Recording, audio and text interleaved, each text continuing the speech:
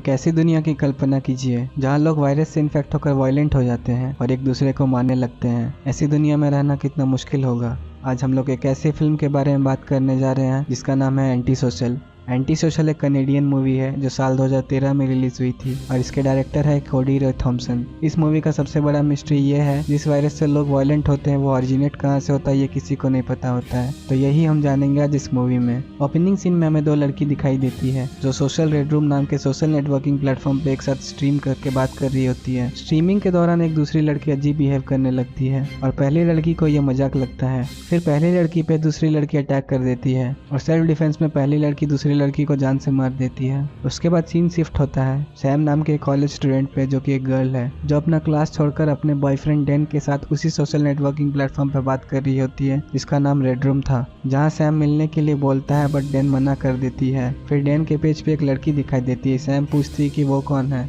इस बात पर डैन गुस्सा हो जाता है और ब्रेकअप करने को कहता है। उसके बाद सैम भी गुस्सा होकर सोशल रेड रूम नाम के एप्लीकेशन को अपने मोबाइल से इंस्टॉल कर देती है। उसके बाद सैम काफ़ी डिप्रेस फील करने लगती है।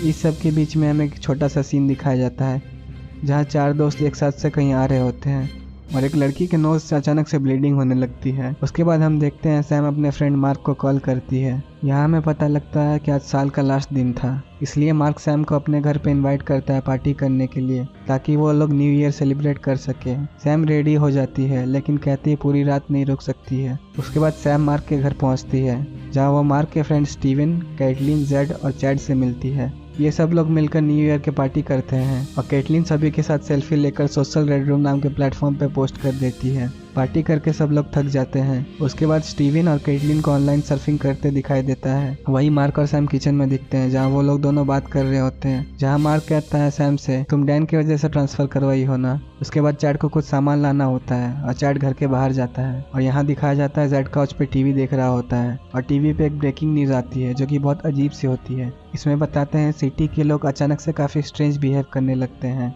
जहाँ कुछ लोग काफ़ी वायलेंट होकर एक दूसरे को मारने लग रहे हैं। जहाँ ये भी बताते हैं कि एक स्टूडेंट दूसरे स्टूडेंट को मार देते हैं। यहाँ पे लोगों का स्ट्रेंज बिहेवियर को किसी बायोलॉजिकल वेपन का रिजल्ट बताया जा रहा है। यहाँ जेड मार्क और सैम को ये न्यूज़ दिखाते हैं। पुलिस को लगता है ये साइबर बुलिंग की वजह से सब हो रहा है और कैटलिन और स्टीव को रूम में एक साथ देखते हैं जहाँ अचानक से कोई आदमी विंडो के थ्रू ज़बरदस्ती उनके घर में घुस आता है और स्टीव पर अटैक कर देता है।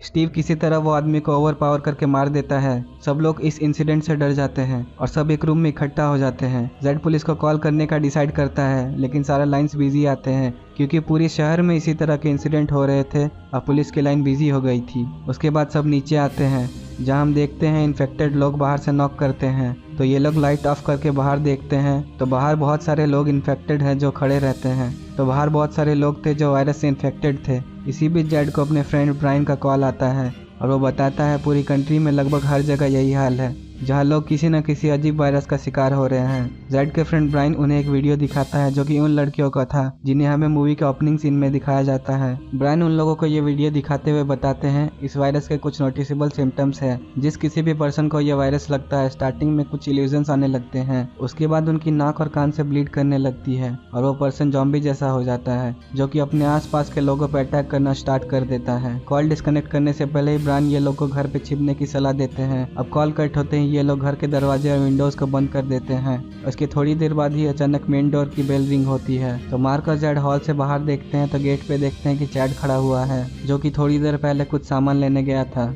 मार्क और जेड नोटिस करते हैं कि चैड के नाक और कान से भी ब्लीडिंग हो रही है। स्टीव हेल्प करना चाहता था चैड को बट मार्क मना कर देता है, कहता वो इन्फेक्टेड है, अंदर नहीं आ सकता है वो। थोड़ी देर बाद हम स्टीव को बाथरूम में देखते हैं जहां वो लोग social networking platform red room पर इस वायरस के बारे में मैसेज पढ़ने लगते हैं। इसी बीच अचानक से ही उसके मोबाइल पे एक अननोन नंबर से मैसेज पॉपअप होता है और रिसीव करते ही स्टीव को कुछ स्ट्रेंज इल्यूजन्स आने लगते हैं।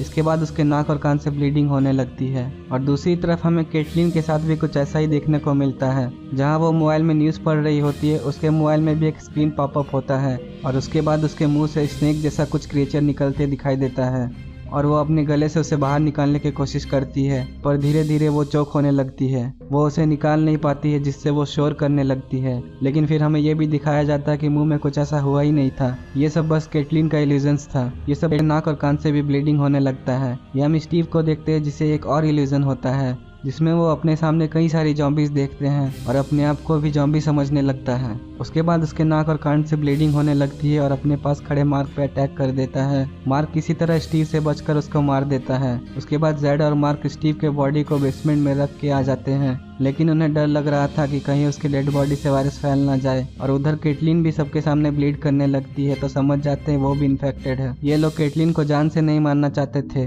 क्योंकि वो अभी तक पूरी तरह जॉम्बी में चेंज नहीं हुई थी, इसलिए ये लोग डिसाइड करते हैं कि केटलिन को ऊपर के रूम में बांध कर रख देंगे ताकि वो सेफ्टी से रहे। लेकिन कुछ देर बाद केटलिन भी जॉम्बी में बदल जाती है और अपने आप को फ्री करके सब पे अटैक करने लगती है। वो लोग पूरी तरह ट्राई करते हैं केटलिन को बांध के रखने के लिए, लेकिन केटलिन आउट ऑफ कंट्रोल हो जाती है और अनलकीली केटलिन जिससे बंधी हुई होती है वो उसी से फंस के मर जाती है। इस इंसिडेंट के बाद सैम और मार्क केटलिन के लैपटॉप चेक करने लगते हैं। बाहर के अपडेट के लिए वो दोनों सोशल रेड रूम को ओपन करते हैं, जहां उन दोनों के सामने भी सेम मैसेज पॉपअप करता है जो कि केटलिन और स्टीव के सामने हुआ था। इतने में अचानक जेड आ जाता है, उन दोनों को अपने साथ चलने को कहता है। जेड को उसके फ्रेंड ब्रायन ने एक वीडियो शेयर किया था और इस वीडियो को सोशल रेड रूम एप्लीकेशन के एक डेवलपर ने अपलोड किया था। इस वीडियो में वो डेवलपर अपना एक्सपीरियंस शेयर करता हुआ दिखाई देता है और कहता है इस ऐप को डेवलप करते समय डेवलपिंग टीम को यह टास्क दिया गया था कि ऐसा एडवांस प्रोग्राम डिजाइन करे जो कि इस एप्लीकेशन के यूजर्स को एप्लीकेशन की लत लगा दे, और ये कह सकते हैं कि इस ऐप की प्रोग्रामिंग इस तरह की जाए कि इसके यूजर्स उसकी आदी हो जाए। उसके बाद वो आदमी बताता है डेवलपिंग टीम ने कुछ ऐसा प्रोग्राम डिजाइन किया था, बट टेस्टिंग के समय ये पता चला कि इस एप्लीकेशन को यूज करते समय लोगों के नाक और कान से ब्लीडिंग होने लगती है और साथ ही उनके ब्रेन के सेल्स में डिवीजन होने लगते हैं, जो कि बहुत अजीब था। और इसके बाद वो डेवलपर बताता है इन सब जानकारी होने के बाद भी कंपनी ने इस जानलेवा एप्लीकेशन को रिलीज कर दिया। इस एप्लीकेशन की वजह से यूजर्स के ब्रेन में ट्यूमर सा डेवलप हो जाता है जिससे एक वायरस रिप्रोड्यूस होता है, और ये सब जो आज हो रहा है उसी वायरस का रिजल्ट है। वो डेवलपर वीडियो में आगे बताता है वायरस ह्यूमन के ब्रेन्स को खाकर रिप्रोड्यूस करते हैं, इसलिए इस वायरस से कोई नहीं बच सकता है क्योंकि ये वायरस ह्यूमन को मार कर पॉपुलेट होते हैं। लेकिन जेड को ये सब बिलीव नहीं हो रहा था और मार्क को साथ चलने के लिए कह रहा था और कहता है कि हम लोग यहाँ से चले जाएंगे, लेकिन सैम को मना कर रहा था क्योंकि उसे लग रहा था सैम भी इन्फेक्टेड है। फिर ब्रायन का कॉल आता है और वीडियो स्ट्रीम पे देखता है ब्रायन सुसाइड कर लेता है। उसी वक्त रूम के बाहर कुछ जॉम्बीज जेड को खींच के इन्फेक्ट कर देते हैं। उसके बाद जेड मार्क और सैम पे अटैक कर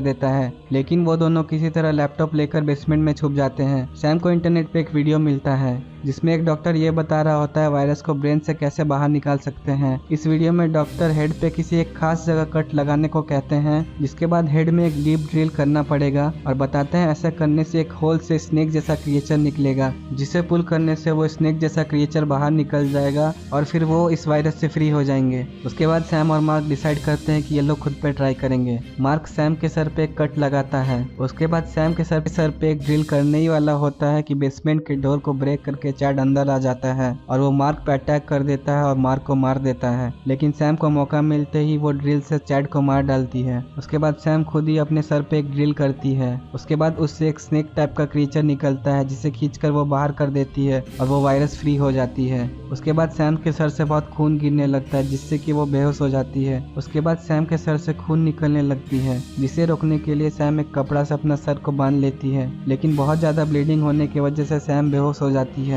फिर कुछ देर बाद सैम होश में आती है और दिखाई देता है कि सैम रोड में आकर जॉम्बी को मारने लगती है और इसी के साथ मूवी एंड होता है। थैंक यू हमारे मूवी एक्सप्लेनेशन को देखने के लिए। एंटी सोशल पार्ट 2 का इंतजार करें, तब तक हमारे चैनल को लाइक और सब्सक्राइब कीजिए। Thank you for watching.